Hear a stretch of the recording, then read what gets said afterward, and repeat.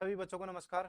मैं कमलेश चौधरी आप सभी बच्चों का रॉयल एकेडमी परिवार में हार्दिक स्वागत, हार्दिक अभिनंदन करता हूं। तो बच्चों, जैसे आप सभी को पता होगा कि आरयूएचएस जो है एंट्रेंस एग्जाम के थ्रू एडमिशन करवाता है और कंप्लीट जो इस बार एडमिशन होंगे वो आरयूएचएस जो एंट्रेंस एग्जाम है उसी के थ्रू होंगे। तो सभी बच्चों को जम के तैयारी करनी है। उसी कड़ी में अपन बात करते हैं आज जो बायोलॉजी का सिलेबस है, ठीक है, उसके बारे में अपन डिस्कशन करेंगे। छोटी सी 20 मिनट की क्लास होगी आपके लिए। तो इसमें कंप्लीट जो बायोलॉजी के डिस्कशन अपन करेंगे कि आरवीएचएस है जो बायोलॉजी का सिलेबस है वो क्या है और कौन से सिलेबस से ज्यादातर क्वेश्चन पूछे जाते हैं, और वेटेज की अपन बात करें कि कौन सा चैप्टर है जहां से क्वेश्चन कंपलसरी है ही कि आरवीएचएस पूछता है। ठीक है, तो लगभग अपन बात करें तो यहाँ पे आपको पता है कि आरवीएचएस जो एंट्रेंस एग्जाम हो वहाँ पे 100 क्वेश्चन आते हैं। कितने क्वेश्चन आते हैं? 100 क्वेश्चन पूछे जाएंगे। उनमें से अपन बात करें तो लगभग 34 क्वेश्चन, कितने क्वेश्चन जो है, लगभग बात करें 34 क्वेश्चन, 34 जो क्वेश्चन है वो कहां से? बायोलॉजी से पूछे जाएंगे। जीव विज्ञान जो है यहां से आपके पुटअप किए जाएंगे। तो बात करते हैं जो 34 क्वेश्चन है, और सभी बच्चों से मैं इतना आपसे प्रॉमिस करता हूं कि जो क्वेश्चन है 34 क्वेश्चन जो आपसे पुटअप किए जाएंगे आरयूएचएस में, उसमें 25 plus question as it is अगर आप हमारे से जुड़े होते हैं रॉयल एकेडमी के परिवार का, अगर आप ऑफलाइन बेस या ऑनलाइन बेस ज्वाइन करते हो और भरोसा कर रख के ट्रस्ट के साथ में अगर आप तैयारी करते हो, तो बच्चों में आपको इतना विश्वास दिला देता हूं कि 25 प्लस क्वेश्चन आपको एज इट इज क्वेश्चन है ना आरयूएचएस एग्जाम में देखने को मिलेंगे। इससे ज्यादा ही क्वेश्चन आपको देखने को मिलेंगे। तो आप सभी बच्चों को आरयूएचएस के लिए अगर आप तैयारी कर रहे हो एंट्रेंस के लिए, तो इसका जो सिलेबस है उसको आपको देखना है। और इसकी जो पीडीएफ है, पीडीएफ की अपन बात करें, ये पीडीएफ आपको मिल जाएगी रॉयल एकेडमी का जो टेलीग्राम चैनल है, रॉयल एकेडमी जयपुर के नाम से टेलीग्राम चैनल है उस पे, और अपना जो रॉयल एकेडमी जयपुर के नाम से क्या है जो ऐप है वहीं पे आप कोई इसको ले सकते हो। इसके अलावा जो अपना वीडियो है इसकी प्लेलिस्ट है उसमें भी आपको ये पीडीएफ देखने को मिल जाएगी। तो आज का जो बायोलॉजी का सिलेबस है उसको डिस्कस करते हैं। इसी कड़ी में अपन बात करते हैं। देखो बायोलॉजी की जो है लगभग बात करें, जो ये फर्स्ट यूनिट अपन बात करें, वैसे अपन बात करते हैं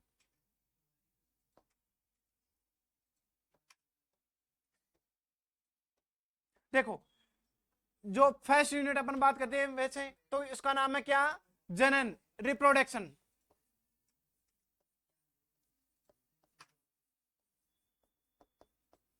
यानी कि जो लिविंग ऑर्गेनिज्म है। और एक चीज मैं सिलेबस डिस्कस करने से आप सभी को बच्चों को बताना चाहता हूं कि जो अपना सिलेबस है, जो एनसीईआरटी में आपका 12th क्लास का जो सिलेबस है बायोलॉजी का, उसी सिलेबस को क्या किया आरयूएचएस ने चूज किया है। यानी कि 11th क्लास का जो सिलेबस है वो बहुत ही कम, उसके बजाय जो 12th क्लास का सिलेबस है बायोलॉजी का वही कंप्लीट अपन बात करें सिलेबस है, उससे क्वेश्चन आएंगे आपके। और बिल्कुल आरयूएचएस है 12th क्लास के जो सिलेबस है उसी को ज्यादा वेटेज दे रखा। तो आप सभी के सामने पेस्ट जो है यूनिट है उसमें क्या है? रिप्रोडक्शन है। और रिप्रोडक्शन किसमें? जो ऑर्गेनिज्म है वहां पे कंप्लीट ऑर्गेनिज्म का जो रिप्रोडक्शन है उसकी बात की गई है। उसमें बता रखा आपको, जैसे सबसे पहले एसेक्सुअल रिप्रोडक्शन के बारे में बात की गई है। एसेक्सुअल रिप्रोडक्शन में आपके यानी कि टॉपिक दिए हुए किसके बारे में? बाइनरी फ्यूजन, द्विविखंडन के बारे में, बीजाणु जनन, कलिका जेम्यूल के द्वारा कायिक परिवर्धन और पुनरुत्थान।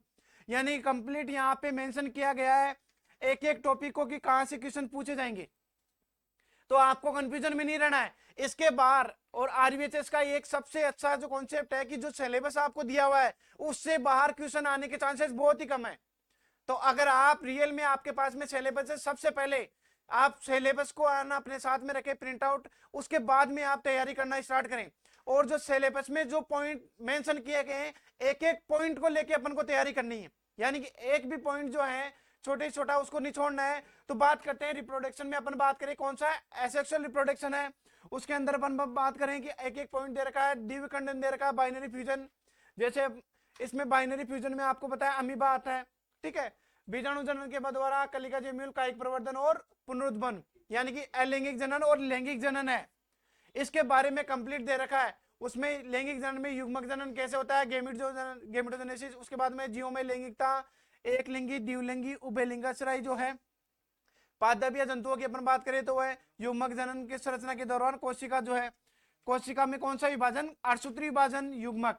मेनली यहाँ पे देखो विभाजन जो है वो कौन सा दे रखा है? ओनली अर्धसूत्री विभाजन जो है वो मेंशन कर रखा है। उसके बाद में युग्मक जो है स्थानांतरण कैसे होता है, निषेचित आंतरिक निषेचन यानी कि बाह्य निषेचन, अनिषेय जनन और युग्मक जनन, भ्रूणोद्भव भ्रूण का निर्माण जो है कैसे होता है, कोशिकीय विभेदन, परिजनक और सजीव परिजनक यानी कि अंडे के द्वारा जो जीवों का निर्माण होता है, सजीव का डायरेक्ट निर्माण होता है, उनके बारे में। तो यानी कहने का मतलब अलैंगिक जनन और लैंगिक जनन जो है रिप्रोडक्शन है, इसके बारे में कंप्लीट आपको पढ़ना है। जो भी लिविंग ऑर्गेनिज्म, किनमें, ऑर्गेनिज्म जो जीवों में जनन की बात है, तो उसमें कंप्लीट ये जो टॉपिक्स मेंशन करके हैं वो अपन स्टडी करेंगे। उसके साथ में बात करते हैं सेकंड जो है यूनिट अध्याय की बात करें तो वो कौन सा है, पुष्पी पौधों में लैंगिक जनन यानी कि sexual reproduction in flowering plant. यहां से क्वेश्चन पुटअप किए जाएंगे। तो यहाँ पे आपको क्या बताना है कि जो फ्लोर है, फ्लोर की संरचना की बात चल रही है, निषेचन से पूर्व की घटनाएं यानी कि जो पराग नलिका की बात करें, जो पुमंग है, जायांग है, उसका निर्माण कैसे होता है, उसकी घटनाएं पुंकेसर देखो, लघु बीजाणुधनी तथा परागकण का निर्माण स्त्रीकेसर, जैसे अपन बोलते हैं जायांग का निर्माण गुरु बीजाणुधनी में होता है, भ्रूण कोश का परागकण, दोहरा निषेचन, द्वितीय निषेचन। आप सभी को पता है जो पुष्पी पादप है, एंजियोस्पर्म का सबसे महत्वपूर्ण जो कैरेक्टर होता है वो क्या होता है, दोहरा निषेचन, डबल फर्टिलाइजेशन होता है। उसके बाद में निषेचन की जो पश्च घटना है, निषेचन हो गया, फर्टिलाइजेशन के बाद में कौन सी प्रोसेस होती है, उसके बाद में भ्रूणपोष का निर्माण किससे होता है, तो सभी को पता होगा भ्रूणपोष कैसा होता है, त्रिगुणित होता है, त्रियन, किनमें, पुष्पी पादपों में। फिर है भ्रूण का निर्माण, बीज का निर्माण, असंजनन, एपोमिक्सिस और बहुभ्रूणता, पॉलीएम्ब्रियोनिटी। तो इनके बारे में यहाँ पे अपन को रीड करना है। इसी श्रृंखला में बात करते हैं अगला जो यूनिट है,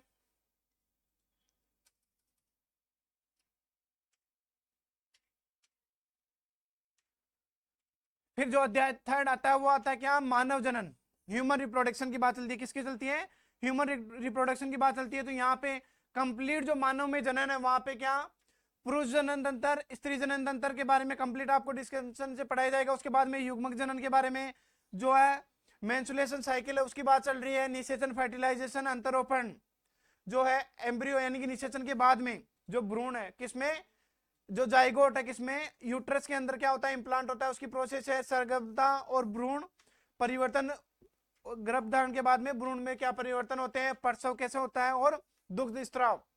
ठीक है, तो ये जो प्रोसेस है कंप्लीट यानी कि ये 3 यूनिट्स होगी। अपन बात करें किसमें, रिप्रोडक्शन में आगे। उसके बाद में अपन बात करते हैं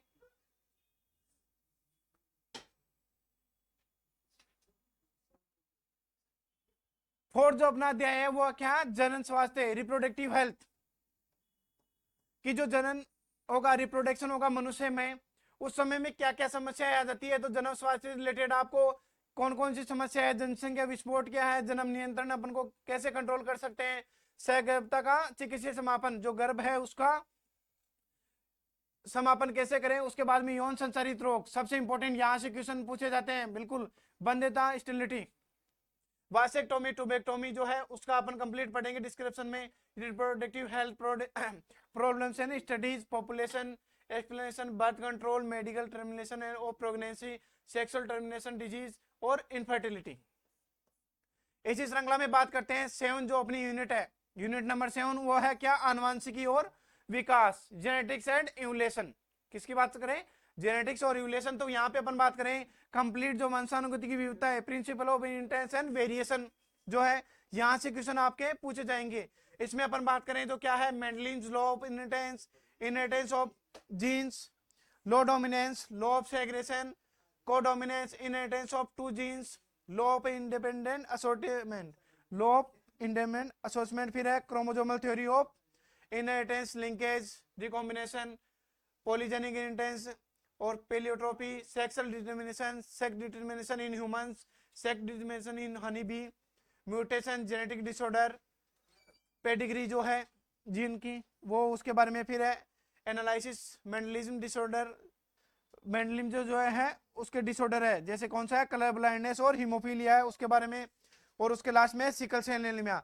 यानी कि कहने का मतलब अपन बात करें जो सिलेबस तो दे रखा आरयूएचएस ने बहुत ही शानदार तरीके से क्लियर कर रखा है कि आपको ये टॉपिक है। जैसे ये नहीं दे दिया कि वंशानुगतिक विविधता के सिद्धांत, यहां से जो इसमें मेंशन कर रखा है वहां से क्वेश्चन पुट अप करने के चांसेस बहुत ही ज्यादा है। तो आपको ज्यादा घबराने की जरूरत नहीं है कि जो आंसर जो पॉइंट दे रखा है जो भी दे दिया, जैसे ब्लाइंडनेस दे दी, कौन सी कलर ब्लाइंडनेस है इसके बारे में रीड करना है, तो कंप्लीट इसके बारे में पूरा अपन को डिस्क्रिप्शन से बिल्कुल कंप्लीट विस्तृत अध्ययन करना है। हेमोफीलिया दे रखा है, सिकल सेल एनीमिया दे रखा है, तो यहाँ से भी क्वेश्चन पूछे जाने के चांसेस यानी कि मेंटलिन जो है। उसके बाद में बात करते हैं अपन अध्याय जो 6 है, उसमें अपन बात करते हैं वंशानुगत आणविक आधार जो डीएनए है, मॉलिक्यूल न्यूक्लिक एसिड है, उसकी बात करते हैं डीएनए आरएनए और प्रोटीन। देखो डीएनए जो है आनुवंशिक पदार्थ की खोज किसने की, वो अलग अलग मेथड। फिर आरएनए संसाधन, आरएनए का जो निर्माण, प्रतिकृति रेप्लिकेशन की बात, अनुकूलन ट्रांसक्रिप्शन की बात चल रही है, रेप्लिकेशन की आनुवंशिक कोड, जेनेटिक कोड, स्थानांतरण, जीन अभिव्यक्ति, न्यूमन मानव जीनोम, ह्यूमन जीनोम प्रोजेक्ट की बात चल रही है, डीएनए फिंगरप्रिंटिंग की बात चल रही है। देखो the DNA the search of genetic material, किसने सर्च किया कि डीएनए क्या होगा, आनुवंशिक पदार्थ, अलग अलग मत दिए गए थे, प्रायोगिक सत्यापन किया गया था, भौतिक सत्यापन किया था, जैव रासायनिक प्रयोगकर्ती के बारे में बताया गया था।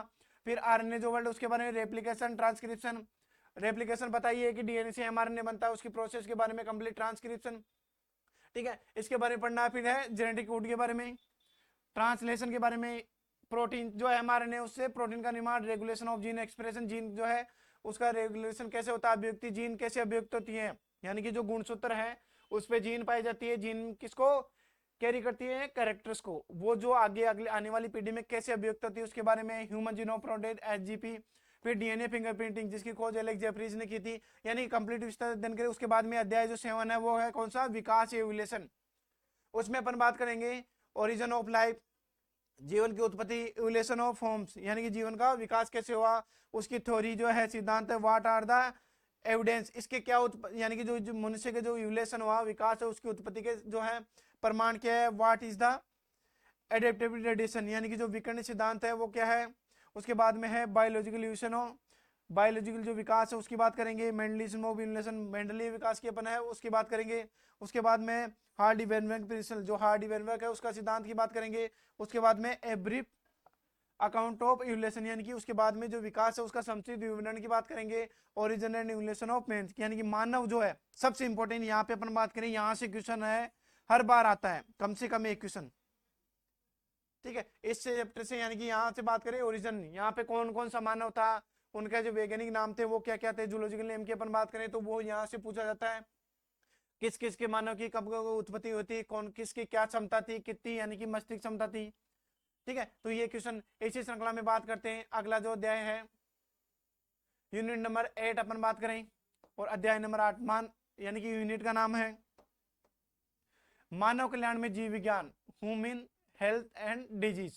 किसकी बात चल रहे हैं, ह्यूमन हेल्थ एंड डिजीज की अपन बात करें कि मानव स्वास्थ्य में जो अपन बात करते हैं कल्याणकारी जो जीव विज्ञान है मानव स्वास्थ्य में कैसे लाभकारी होती है। मानव स्वास्थ्य एवं रोग, सबसे पहले मानव में होने वाले जो रोग है, अलग अलग प्रकार के आपको पता है रोग है, संचरित रोग है, संचरित रोग, देखो मानव में सामान्य रोग और अलग अलग प्रकार के जो है अपन बात करें माइक्रो, जैसे जीवाणु द्वारा, विषाणु द्वारा, कवक द्वारा, प्रोटोजोआ द्वारा क्या मानव में अलग अलग रोग होते हैं। तो यहाँ पे दे रखा देखो community disease in humans, common disease की बात है, जैसे बैक्टीरियल डिजीज आ गया, वायरस डिजीज आ गया, फंगल डिजीज आ गया, प्रोटोजोआ द्वारा आ गया, वर्म बोर्न द्वारा, यानी कि अलग अलग जो कर्मजन्य रोग। फिर देखो इम्यून इंटेट, यानी कि अर्जित प्रतिरक्षा की बात करें वो आ गई, एक्वायर्ड, ठीक है, इनेट इम्यूनिटी आ गई, जिसको एक्वायर्ड इम्यूनिटी बोलते हैं, एक्टिव एंड पैसिव इम्यूनिटी, सक्रिय व अपन बात करें निष्क्रिय प्रतिरक्षा। फिर आगे वैक्सीनेशन एंड इम्यूनाइजेशन, वैक्सीकरण की बात आ गई, इम्यूनाइजेशन आ गया,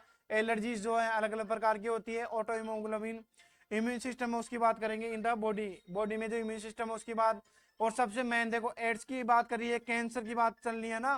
फिर है ड्रग्स की और एल्कोहल एब्स, जो एल्कोहल है उसके जो दुष्प्रभाव है उसकी बात कैसे करें, इसी श्रृंखला में अपन बात करते हैं।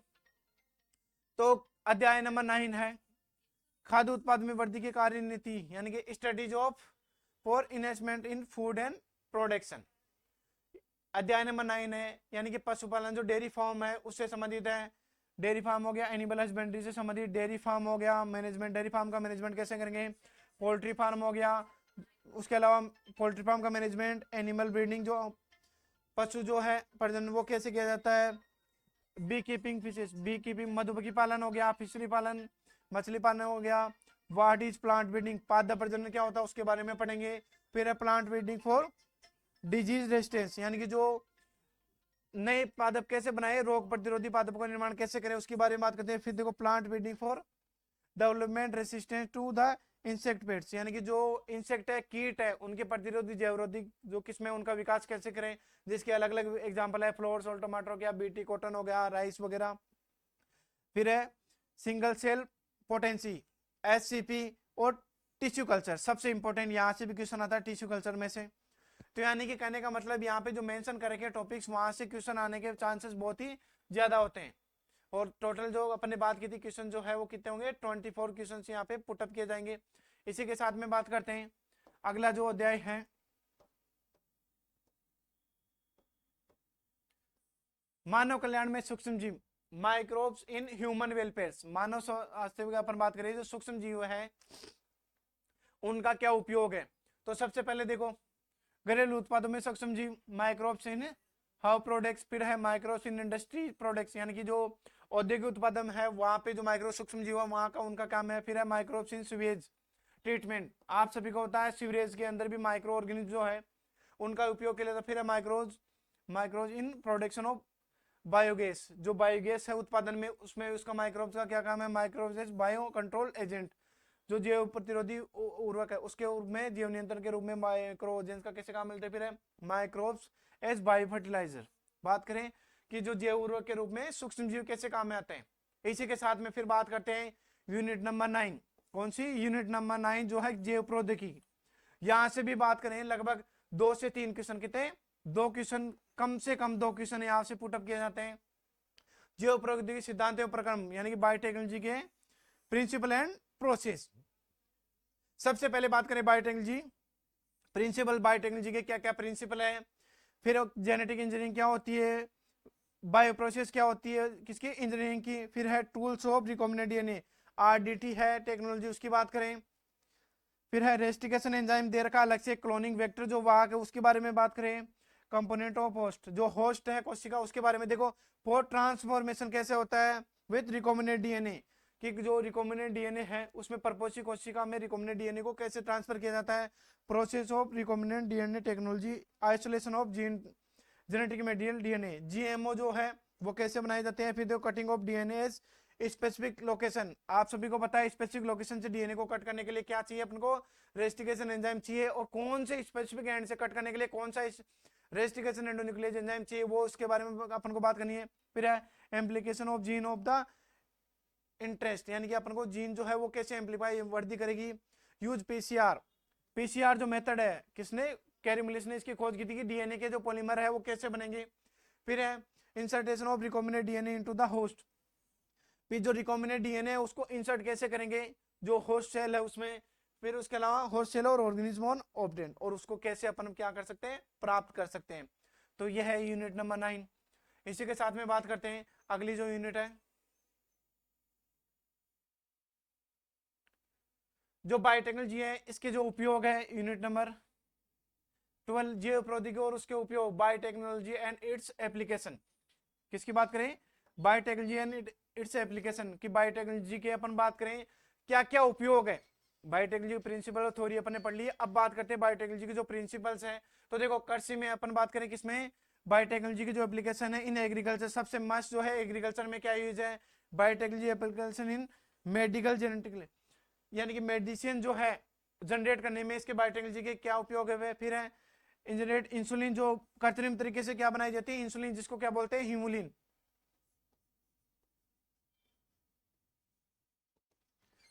ह्यूमुलिन है उसके बारे में पढ़ेंगे। फिर जीन थ्योरी, जो जीन थेरेपी है, यानी कि जीन थेरेपी के द्वारा वांछित जीन को क्या करवाया जा सकता है, प्रवेश। फिर molecular diagnosis, transgenic animal and और एथिकल इश्यूज, जो इसके क्या नैतिक पर्सन जो मुद्दे से रिलेटेड ट्रांसजेनिक एनिमल, इनके बारे में पढ़। फिर देखो लास्ट जो यूनिट आती है यूनिट नंबर 10, जिसकी बात करें क्या, पारिस्थितिकी या इकोलॉजी। और यहाँ से जिसके बारे में बात करें पारिस्थितिकी की बात अपन करें, तो यहाँ से भी जो क्वेश्चन है लगभग बात करें 3 से 4 क्वेश्चन यहाँ से पुटअप किए जाते हैं। देखो जीव और समष्टियां, सबसे पहले दे रखिए ऑर्गेनिज्म एंड कम्युनिटी। तो देखो जीव और इसका पर्यावरण, यानी कहने का मतलब ऑर्गेनिज्म है इस एनवायरमेंट, जो जीव है उसका एनवायरमेंट, मेजर एबायोटिक फैक्टर अजैविक घटक, और उसके बाद में रेस्पॉन्सिबल एबायोटिक फैक्टर अजैविक घटक और जैविक घटक आप सभी को पता है, एडेप्टेशन, ठीक है। इसके अलावा पॉपुलेशन की बात करेंगे, पॉपुलेशन एटीट्यूड और पॉपुलेशन और growth, life history of variation, population interaction, इनके बारे में यानी केवल जीवन वर्ध विभिन्नता, समष्टि की बात करेंगे, गुण समष्टि वर्धी है ना, अनुकूल समष्टि है क्या, इनके उपयोग। फिर उसके बाद में आता है इकोसिस्टम, सबसे इंपॉर्टेंट, यहाँ से क्वेश्चन आने के चांस रहते हैं इसमें। फिर देखो पारितंत्र की संरचनाएं, यानी कि इकोसिस्टम की स्ट्रक्चर एंड फंक्शन, कैसे इकोसिस्टम की क्या संरचना होती है, कैसे काम करता है। फिर प्रोडक्टिव उत्पादकता की बात करते हैं, डिकम्पोजर अपघटक है, इसके बारे में क्वेश्चन पूछा जाता है। फिर एनर्जी फ्लो, कि ऊर्जा का प्रवाह वो कैसे होता है। फिर इकोलॉजिकल जो पिरामिड है, आप सभी को पता है अलग अलग प्रकार के पिरामिड है, जीव संख्या के, जैव भार के जो पिरामिड है ना, अलग अलग पिरामिड है, उनके बारे में डिस्कस करना है।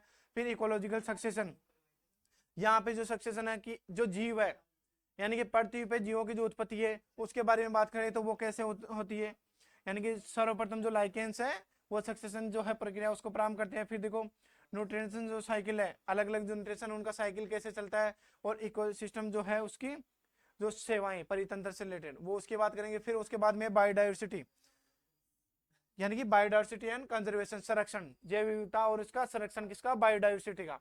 और बायोडाइवर्सिटी क्या होती है कि पर्टिकुलर किसी रीजन में क्या, किसी पर्टिकुलर रीजन में, क्षेत्र विशेष में क्या पाई जाने वाली अधिकतम जीव अलग अलग, तो वो क्या कहलाती है, जैविकता। तो देखो जैविकता के बारे में प्रतिरूप उसके बायोडाइवर्सिटी, पैटर्न्स ऑफ बायोडाइवर्सिटी के अलग अलग क्या क्या पैटर्न है, लॉस ऑफ बायोडाइवर्सिटी को नुकसान कैसे हो रहा है। फिर है बायोडाइवर्सिटी कंजर्वेशन, उसका संरक्षण की बात करें। इसी श्रृंखला में बात करते हैं अगला जो यूनिट है इसका परितंत्र, जो अपन बात करें इकोलॉजी का ही, वो है पर्यावरणीय मुद्दे, और ये क्या है इसका लास्ट यूनिट। देखो अध्याय नंबर जो 16 है वो है पर्यावरणीय मुद्दे,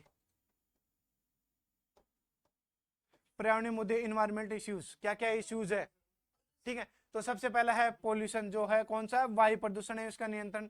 एयर पोल्यूशन की बात चल रही है कि एयर पोल्यूशन हो रहा है उसका कंट्रोल कैसे करें। फिर उसके बाद में कौन सा है, वाटर प्रदूषण है उसका नियंत्रण, यानी कि मुख्य रूप से जल प्रदूषण के बारे में कंप्लीट। फिर है वायु प्रदूषण हो गया, सॉलिड वेस्ट जो ठोस अपशिष्ट है जो क्या कर रहे हैं, पोल्यूशन का काम कर रहे हैं अर्थ पे, वो है एग्रोकेमिकल्स एंड देयर इफेक्ट्स, और जो रासायनिक क्या है, उर्वरक है, उनके प्रभाव। फिर उसके बाद में बात है रेडियो एक्टिव वेस्टेज, यानी कि जो अपन बात करें रेडियो सक्रिय अपशिष्ट है उनके बारे में पढ़ेंगे। फिर है ग्रीन हाउस इफेक्ट, यानी कि ग्रीन हाउसेज जो गैस है उनकी बात करेंगे। ग्लोबल वार्मिंग का मुख्य कारण कौन सी गैसेज हैं उनके बारे में पढ़ लेंगे। फिर ओजोन जो है ये क्या काम करती है और ये इसका कैसे क्षरण हो रहा है, तो ये चीजें। फिर देखो डिप्लेशन इन द स्ट्रेटोस्फीयर, अलग अलग जो स्ट्रेटोस्फीयर है आप सभी को पता है, आयन मंडल, मध्य मंडल है ना, तो इनके बारे में अपन पढ़ेंगे। फिर देखो degradation by the improve resources utilization and maintain deforestation, और जो है वनोन्मूलन है वो कैसे है उसको कंट्रोल करें। उसके अलावा अनुचित है आरक्षित जो निम्नीकरण है उसके बाद। तो यानी कि कहने का मतलब जो ये बायोलॉजी का जो सिलेबस है बहुत ही शानदार सिलेबस है, और अगर आप में जुनून है बच्चों, मैं आप सभी बच्चों को इतना विश्वास दिलाना चाहता हूं कि अगर आप ट्रस्ट करते हो रियल में और आपके अंदर एक जुनून है, ठीक है, अगर आपके अंदर जुनून है, आप अपने सपनों को पूरा करने के लिए खुद तैयार हो, ठीक है, तो उसके लिए आप रॉयल एकेडमी परिवार ज्वाइन करें, और बहुत ही शानदार अपन बात करें तैयारी के साथ में अपनी जो टारगेट है उसको अचीव करेंगे। इसमें आप जितनी मेहनत हमारे से कदम मिला के कदम करोगे उससे ज्यादा एफर्ट्स हम लगाने की कोशिश करेंगे। इसी के साथ में धन्यवाद।